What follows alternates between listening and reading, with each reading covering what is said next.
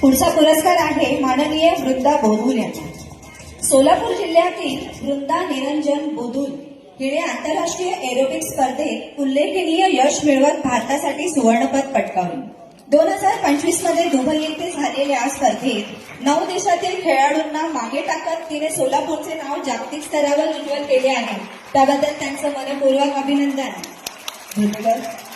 संजीवनी Dalvi madam यांना विनंती करते की तिला पुरस्कृत करावं.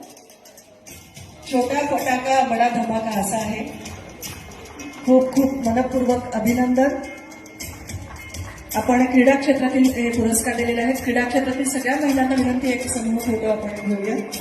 क्रीडा क्षेत्रात उल्लेखनीय कार्य करणाऱ्या सगळ्या महिलांसाठी जोरदार टाळ्या झाला पाहिजे.